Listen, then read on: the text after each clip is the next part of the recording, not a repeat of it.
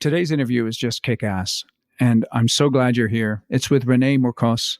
He is the founder of Alice Technologies, and he has a PhD in artificial intelligence applications for construction from Stanford University. He's a second-generational civil engineer with 15 years of construction experience that is divided between industry and academia.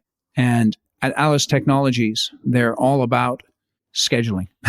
It's a new era in construction scheduling. And so we dive into the 4 paradigms of construction scheduling and really the importance of having a mindset shift from being task-based when it comes to construction scheduling to being constraint-based.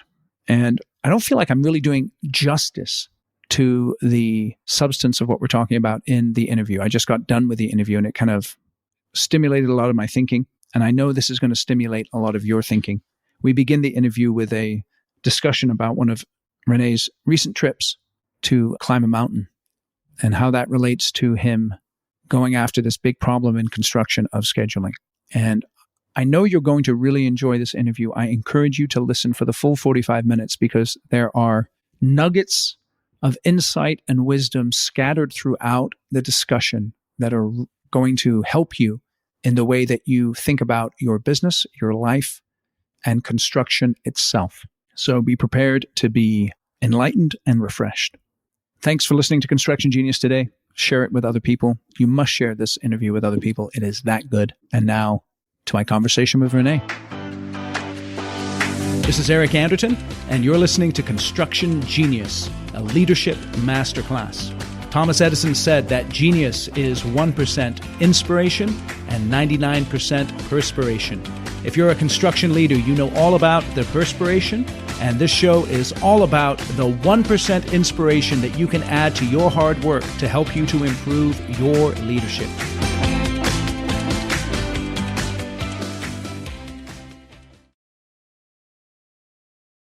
Rene, welcome back to Construction Genius. Hi, Eric. Great to be here. Really enjoyed our last conversation. Good to be back. Yeah, it's a pleasure. And just to give the audience a quick heads up, we're going to dive into the 4th paradigm of construction scheduling today. But before we do that, Rene, you had a wonderful trip to the Matterhorn of the Himalayas, Ahmadabalam. Is that how you pronounce it? Tell us about that.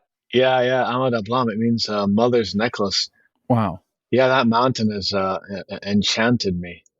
It's consistently voted the most beautiful mountain in the world. It's this giant sort of spot. It's the Matterhorn of the Middle East. It's, Toblerone chocolate, that sort of mountain that's on the Toblerone chocolates, looks like it, but it's not in Switzerland. It's not in the Alps. It's in the Himalayas. Amazing, amazing trip. We basically, flew into Kathmandu and then 17 days later came back. Yeah, really just incredible. Camp 2 is one of the most famous camps in the world. It's just this rocky it's kind of like rock that they just put these little tents on. I used to think that you need to put a tent on a flat surface, but apparently that's not the case. You can just put it on a bunch of rocks.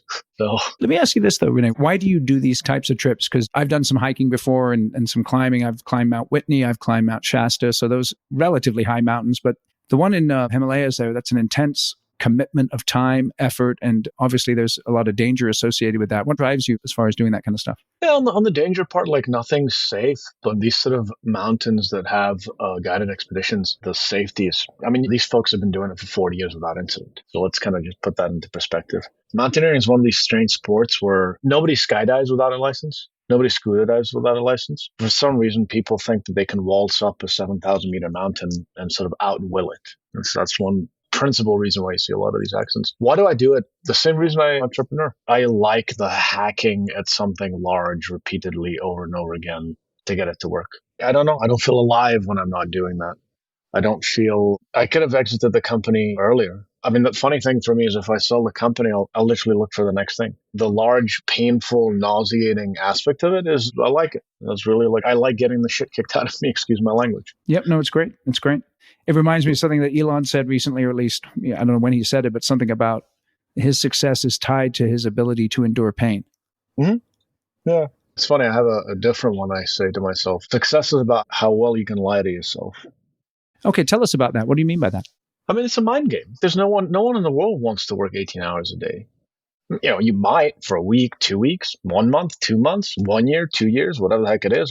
At some point, you want to tap out. And then it's a mind game. It's well, I'm doing it because X or Y or whatever. When you're climbing these mountains like Amada Blam, absolutely nauseating endeavor.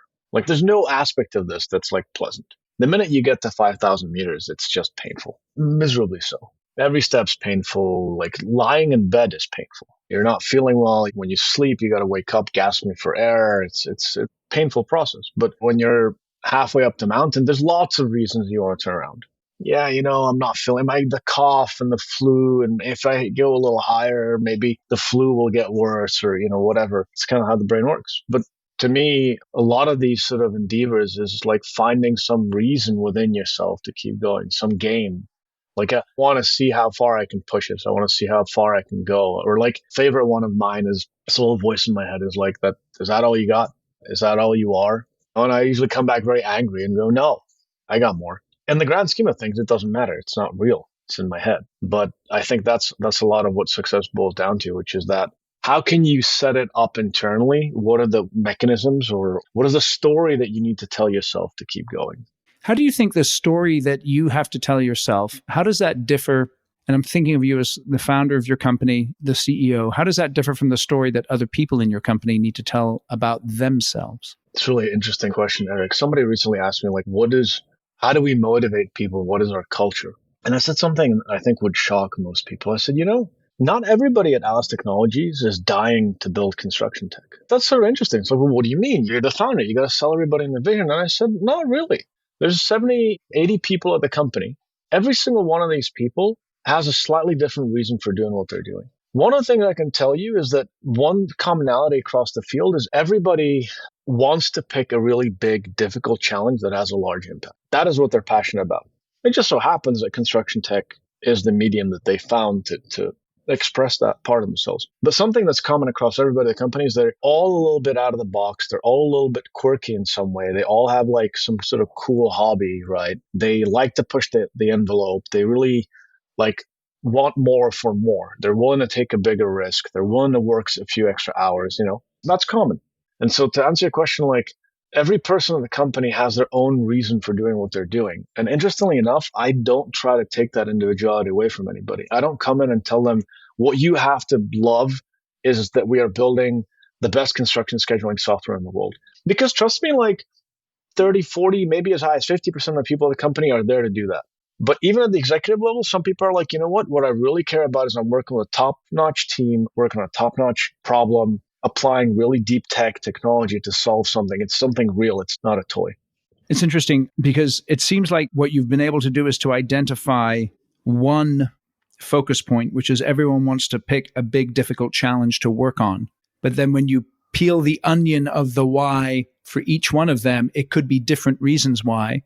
And that's okay because we're agreeing on that one big why. Is that right? It's 100%. Like what I tell everybody in management is pick your style and stick to it. Whatever style you have, do not change style. That's the worst thing you can do. Because if you have a certain given style, the people that work well with that will be the ones that get attracted to you and work with you. And for me, for example, like people are like, oh, you should have this reality distortion field. You should tell everybody how this thing is going to be worth a bazillion, gazillion dollars. And interestingly enough, when I pitch people to join the company, I'm like, look, it's going to be painful. It's going to be miserable. There's a lot of days you're going to wonder, what the bleep did I get myself into? The highs are high and the lows are low. But on the days that it's working, you will have the privilege of having built and created something that few people get to do. We are a small group of people that has figured out how to optimize 10% of world GDP. That happens once in a lifetime. And so, like, here's something interesting. You know what I do for a living? I'm a miner, and I mine for a substance. I look for it. And the people that follow me, there's a tiny, tiny smidgen amount of that substance. An entire room full of people might have a microgram of it. And people follow me. They follow me into the Darkness, into the caves. It's muddy. It's cold. It's the chances of success are small. We're up against companies that are far better funded. We're up against serious technological, risks, et cetera, et cetera. But when you hit that substance, when you find it, that stuff changes history. That's the stuff that like you can plug armies into. And when people come to Alice, like oftentimes they will sign the contract and I start sort of pushing them and they dig into themselves. And oftentimes they reach a point where they break. Like, I don't want to do this anymore. But here's what's interesting. It's that That's where the growth happens. And what's interesting is that one of two things happen. Option A, they come back and they say, just the typical, the weather, I was hitting a golf ball. It was the wind, it was the weather, it was the mountain, it was everything else. You all suck. The game wasn't fair, blah, blah, blah, blah. And they exit. And the other option, that's what I think most people don't get, because they're like, well, what do you mean you're breaking people? What do you mean people are driven to like points of like no return? And what I tell folks is a lot of people that work at Alice in some ways want that. I wanted it. I wanted it when I started my PhD. And the folks that drove me to the PhD did that to me. What was interesting about them is they didn't really care whether I was doing better than them or not. They just kept telling me, you can do better. And I would produce something and they're like, yeah, that's not good enough. You can do better. And so what's interesting is that in that second option, what arises from the ashes is someone who's gone through that next growth. Like suddenly they're invincible and they go, I really want this. I want this like challenge. I want to be able to do this thing that we're doing. That's what I do. I mine for that substance and I help people find it within themselves, that motivation. So what you're mining for is that invincibility. Is that what you're saying? The why. Like, that is it. The why. The name of the game is the why. Most people are like, oh, well, if I found the thing I love, right, then everything would be easy. That's the biggest fallacy that people, I think about. It doesn't work that way. I hated civil engineering at one point. Like in my third year in my bachelor's degree, I was like, man, I hate this thing. I never want to do it ever again. I'm just going to finish this degree and never want to see it. I put 15,000 hours of my life into it during a PhD. Oh my Lord, it's beautiful. You want to love something? Put 15,000 hours of your life into it. And that's kind of more the way it works. Yep. It's interesting because people come to this point in life where they have, like you say, option A, which is almost to project on others and circumstances and allow other people and circumstances to control them. And then option B is to look within and, so to speak, go through that death and accept that, which then leads to the rebirth or the life. And in that rebirth and in that resurrection is the power. You can tell. Like literally that person will come to work, and they're wearing a $9 Casio watch. They suddenly are wearing like black t-shirts. They're suddenly like, it's just, they're suddenly entirely mission driven. There's a depth of satisfaction from doing what they do. That's cool. It's cool to watch. And like, hey, not everybody gets there. Not everybody gets there. Yeah.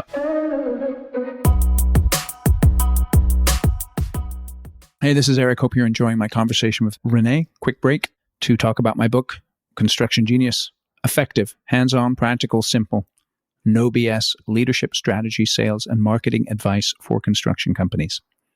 This book is the one book that every construction leader must read. And the reason why is because if you take one chapter a month, read the chapter, use and apply the information that you learn, come back the next month and take the next chapter and do the same. Over a year, you'll see the quality of your leadership radically improve. Don't just read the book yourself, but buy it for every single leader in your organization. If you buy 10 or more copies, send me an email and say, Eric, I bought 10 or more copies, eric@constructiongenius.com. I will come into your office via Zoom with your leaders and do a Q&A on the book and a bonus training session. So let's say you buy 10 books. That's only $200. I would normally charge $3,500 for an hour of my time. You get it for $200. It's going to be killer. It's going to tremendously benefit your business. So go out to Amazon and buy the book. There's a link in the show notes and make sure that you share it with everyone in your organization. Okay, back to my conversation with Renee. Let's talk about then that optimization of the 10% of the world GDP, which is construction. And I want to pivot to this idea of the 4 paradigms of construction scheduling.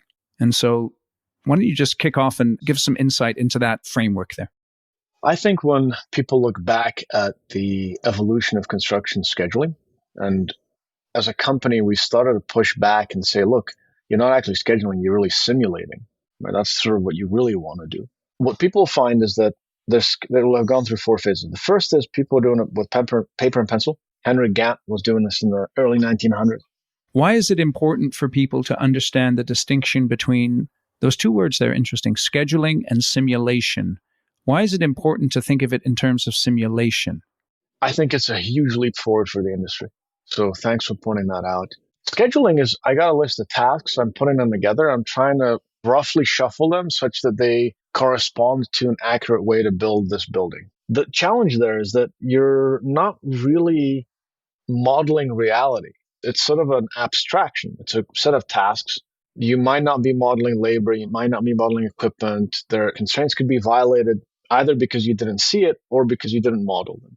With simulation, one of the famous computer scientists at Stanford, I'm blanking on the name now, said, if you really want to understand a problem, model it in a computer. Because if you've modeled in a computer, then you've really understood it. If your computer simulation looks like reality, then you've really figured out how the darn thing works. And for us, if you want to optimize construction, you first want to start with simulation. You want to say, I want the computer to build this building for me 6 million different times accurately. If you can do that, then you can now start optimizing and you've correctly accounted for all the variables. That's why we think it's such a big difference between scheduling and simulation. An output of a simulation is a schedule, right? An output of a simulation is a 4D model. An output of simulation are analytics, but there's a difference between creating the schedule directly or creating a simulation that can be viewed through the lens of a schedule. And the simulation is basically creating reality. That's why I think it's such a big leap forward. A simulation is creating reality. That's interesting. Or replicating reality maybe is more accurate. So Henry Gantt needed to manage war production during the First World War. So started using Gantt charts. So paper and pencil, we started with that. 1980s, folks computerized the critical path method. Pretty cool. You could now sort of model a bunch of tasks. You could change precedence relationships. You could copy tasks. You could do a bunch of cool stuff like that. Then we, as Alice Technologies, invented a 3D-based, effectively visual constraint modeler. You could take a BIM, take a 3D, you could sort of add a bunch of constraints to it and then hit the simulate button, and the darn thing would build the project for you. 6 million different ways. 1 cranes, 2 cranes, overtime, no overtime.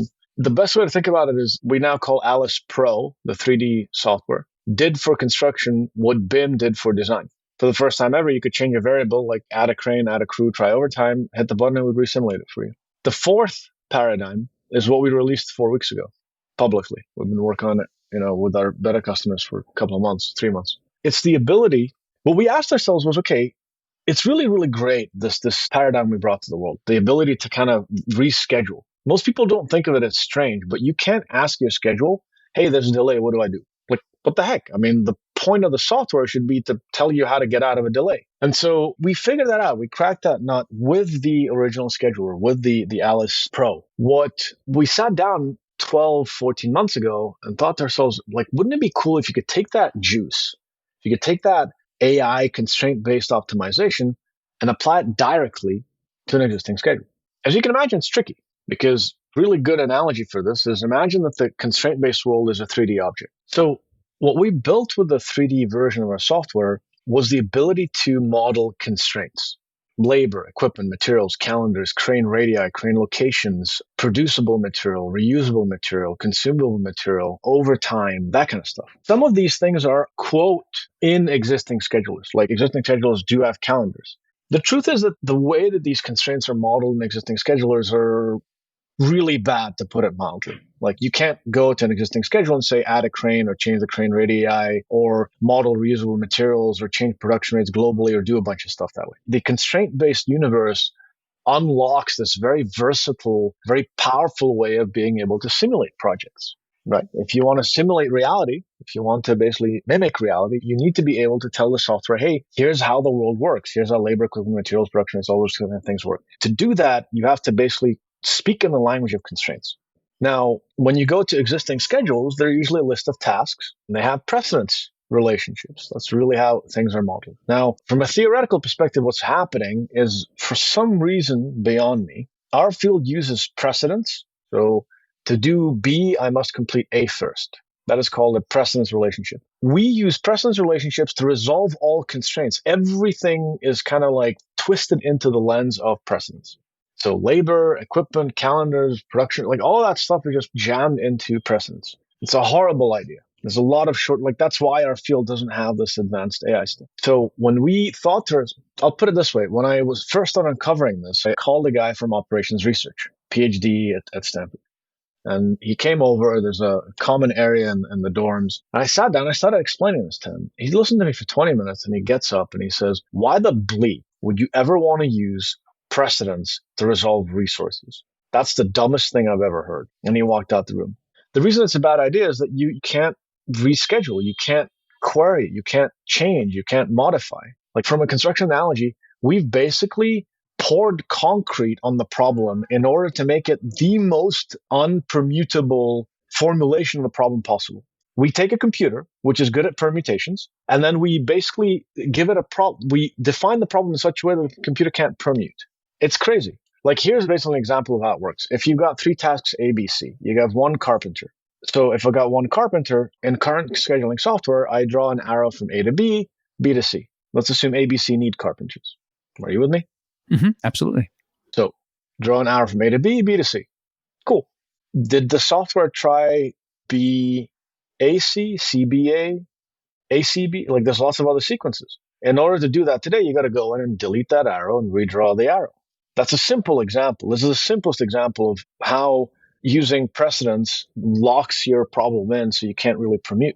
Now, we figured out how to do that. This example I gave was labor. We figured out how to do that with like calendars and overtime and production related, everything, the whole thing, the whole shebang. The challenge we were facing was like, okay, but people loved it. People were like, guys, we really love this vision that you have for the industry, taking 3D models, setting up these constraints and simulating everything. Takes weeks to set up. Also, doesn't integrate with existing systems. So we thought to ourselves, okay, what do we need to do to integrate with this? Like, could we take this constraint-based universe and apply it to a list of tasks?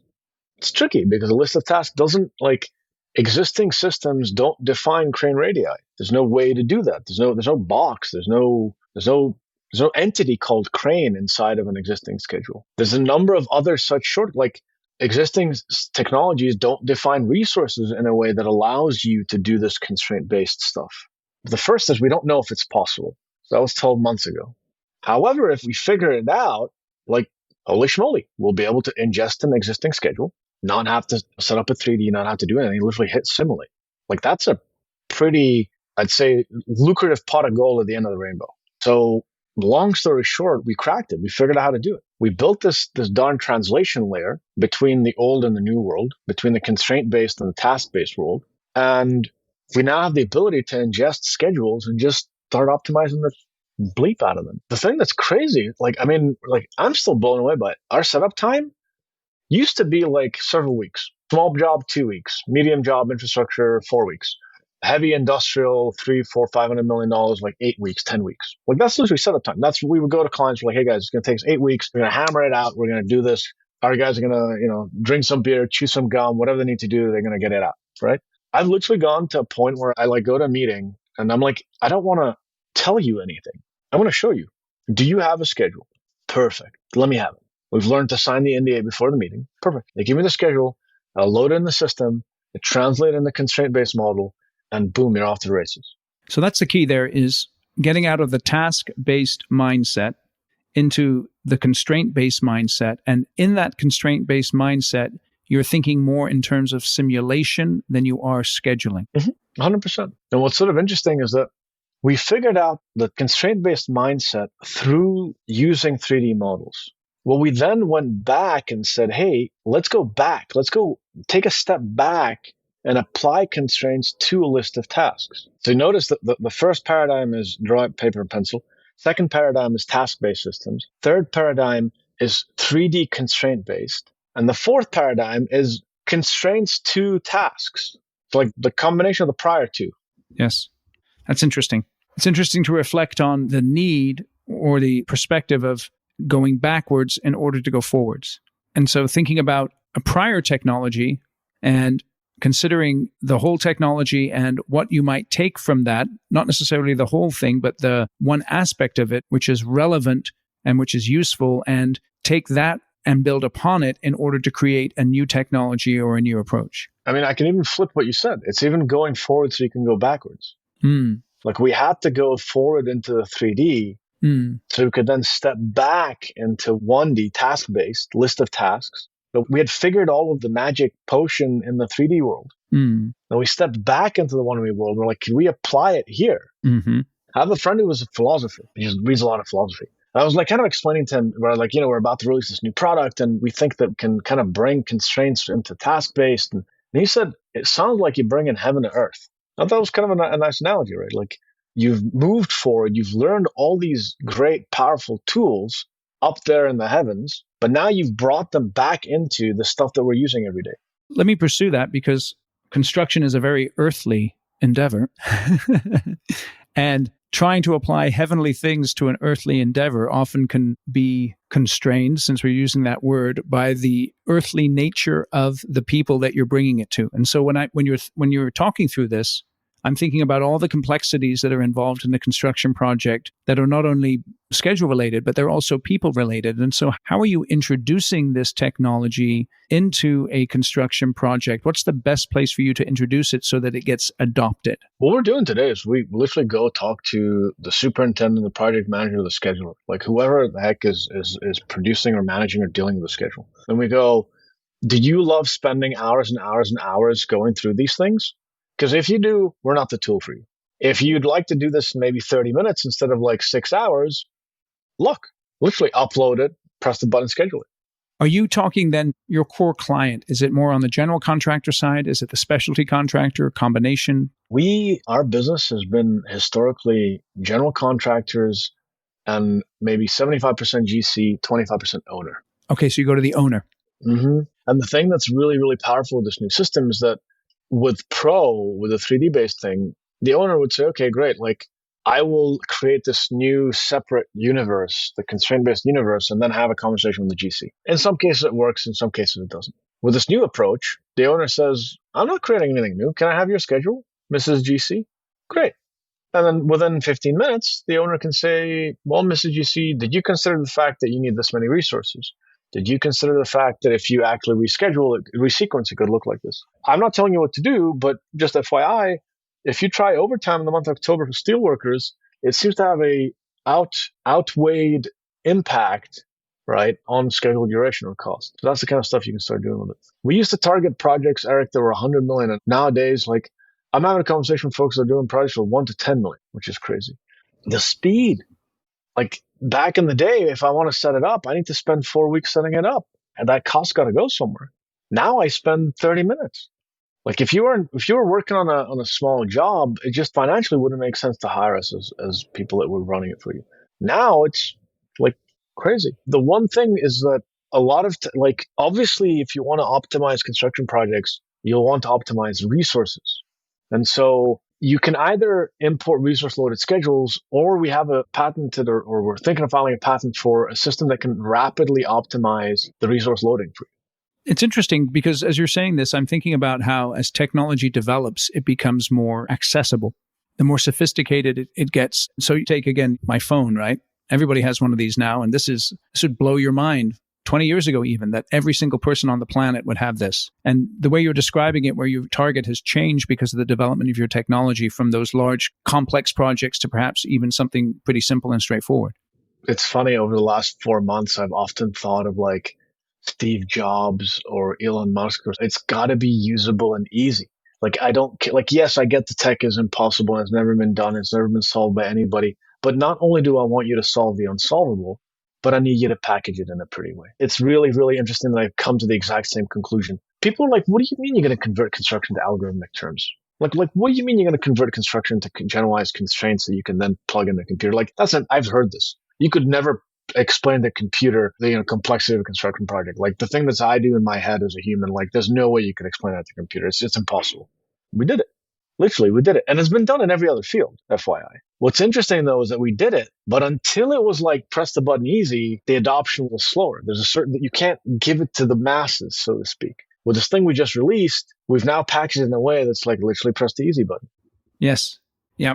Tell me about just how did you get, not the constraints, the mindset that construction is different? Because we hear that so much, and you're hitting a nerve. Yeah. Tell me. Come on. You're hitting a nerve. Like that just drives me up the wall. If I read one more friggin' construction publication that has the following words: we are a magical, mystical unicorn. We build unique structures that have never been seen by anybody anywhere ever in the world, in the past or the future history of our species. It's custom-made factories that are far away from anything. Unique structure. Like, what a pile of BS. Like, that just drives me up the wall. And I think that that's been a really big mistake that we've propagated as an industry. And I bet my career in proving that wrong. And God, like, I've poured concrete on 4 continents. I've done it in Afghanistan, Abu Dhabi, Dubai, Prague, Amsterdam, LA, San Francisco. There's one way to pour a concrete column. One, you're going to put the rebar, you're going to put the formwork, you're going to pour the concrete, you're going to strip the rad concrete, you're going to strip the formwork. That is the only way to pour concrete in the world. And the thing that I bet my career on was that, hey guys, yes, I get that the way the elements come together are very different from building to building, but the truth of the matter is a lot of that stuff is not that different. Concrete slabs are concrete slabs, columns are columns, right? Like even facades have standardizations. And so that's the part where I really you really hit a nerve with that, right? Which is like, guys, we can't keep till the rest of time resting our laurels on this excuse. Like, oh, it's just too complicated, but there's nothing we can do about it, right? Like, no, other fields have done it. If you look at factories in the 1900s, there were shitty places to work. You had to work 18 hours a day. Like my grandma in the Czech Republic would tell me, like, yeah, back in the Industrial Revolution, like that, her parents, her grandparents, would work 14 hours, 16-hour days in the factories, and there were crappy places to work. Digitization, optimization, etc. Nowadays, you think of factories as high-tech places. And the same thing is happening under our very feet. This has happened in construction today. What happened in manufacturing in the 70s, 80s is happening in construction today. And it's great. It's great to see. I'm so happy when I see other construction when I see startups that are in scheduling, I'm like, this is great. I'm so happy. I wish there was 10 times as many of us in the world. I'm good friends with a number of them. We send them business. They send us business. We co-market with them. It's a $14 trillion industry. It just needs 100 times more startups, 100 times more people. But I'm so glad that like finally both the younger generation is going after creating these technologies, and the older generation that are sitting in these companies is willing to try it and go for it. And folks like you are evangelizing it. It's the most exciting time to be in construction in the last 2 millennia. Friggin' awesome. So then let me just give you a little pushback on what you're saying. And so some of the mindset that you're up against is this mindset that, yeah, I get it that a concrete slab is a concrete slab, but my crew in Kandahar are completely different than my crew in Lisbon or my crew in London or my crew in Washington or my crew in Sacramento. And so sub-base is different, union is different. Yep. All those things are different. Production rates are different. The production rates are different. The language is different. Yeah, sure. So what? Why can't you simply have those as variables in your system that you can change? So what? Like literally, if you want to pour it, like why can't you just say, okay, well, pouring a concrete slab requires 5 tasks.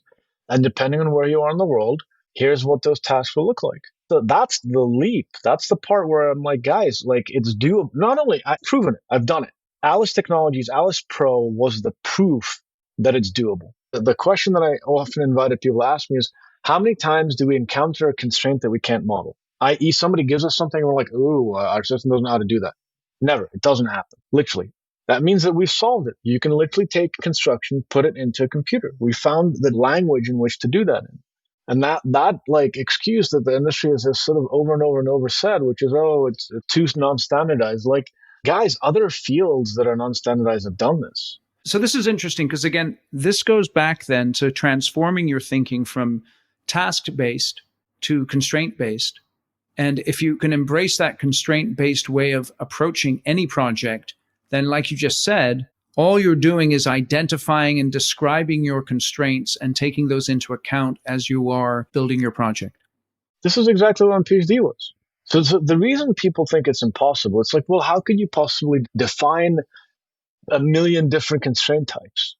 Like your software would need to have 1 million buttons or 10,000 buttons for it to be useful. That's why it's impossible. I agree. If you wanted to model every single constraint type itself, then yeah. But the truth of the matter, it turns out that if you model construction as elements that are constrained by physics, so some elements sit on top of each other, can't build the roof before the foundation. So elements constrained by physics that need tasks and resources to get built. If you model your construction that way, a lot of times people are like, oh, but like I see Alice could probably be used on only commercial buildings or only parking lots or only tunnels. Like, Eric, it doesn't matter. We've run it, like it literally doesn't matter.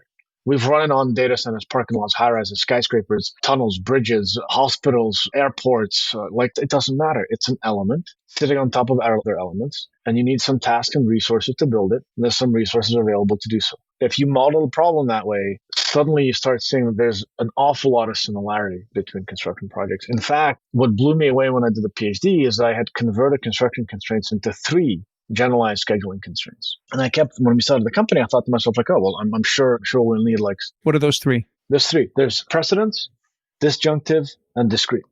We've talked about precedence. For you to do B, I have to do A, finish A. So for me to, pour the concrete, I have to finish the formwork.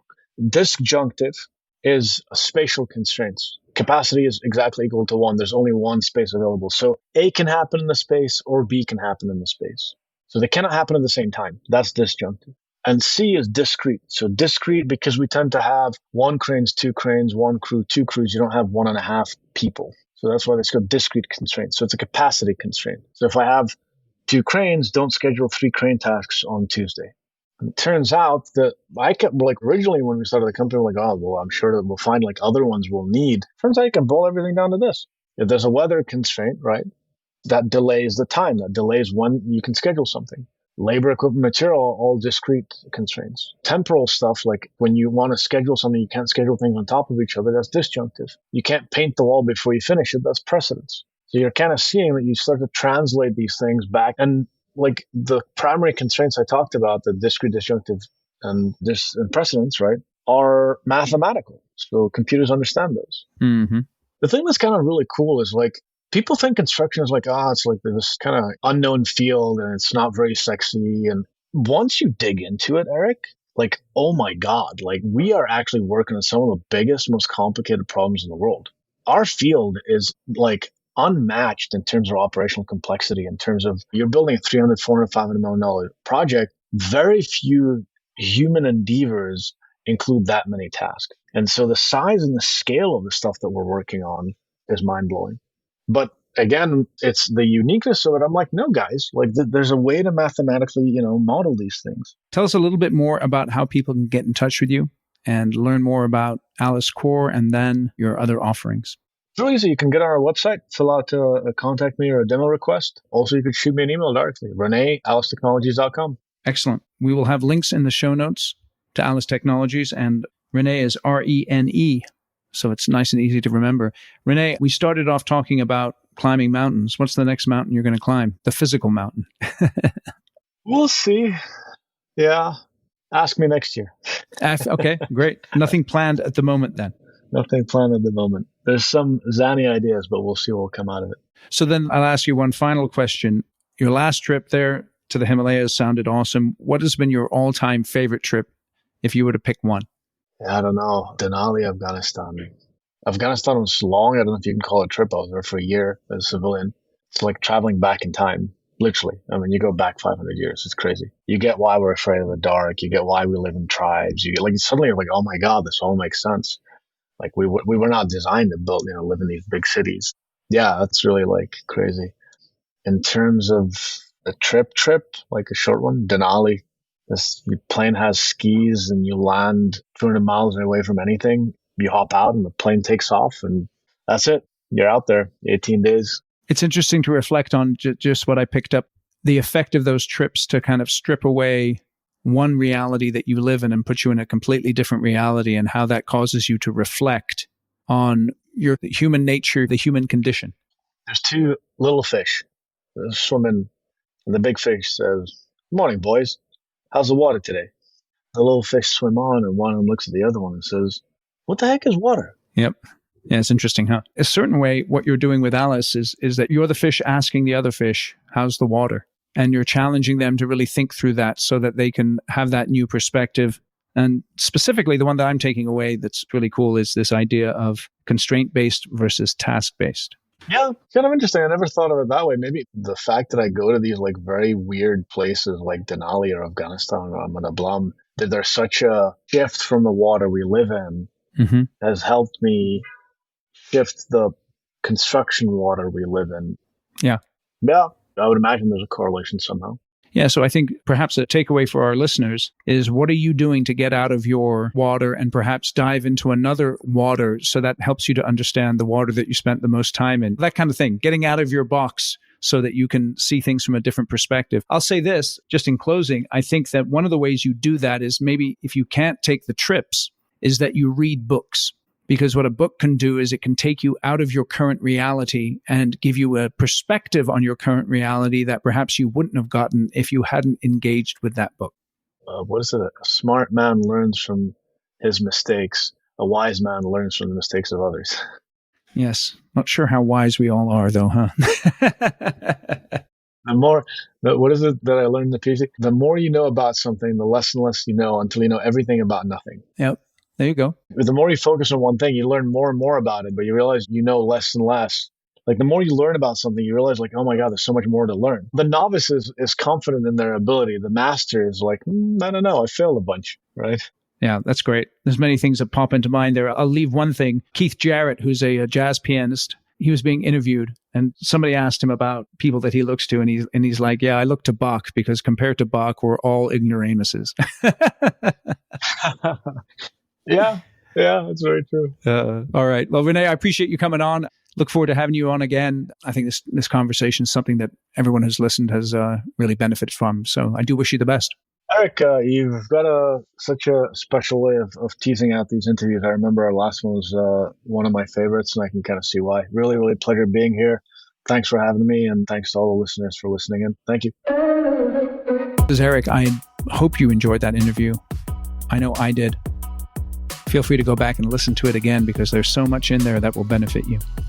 Reach out to Renee at AliceTechnologies.com. Go out to the website, AliceTechnologies.com. Check out Alice Core and Alice Pro. You can tell that Renee is a deep thinker and he's working on a big problem and he's someone to get to know.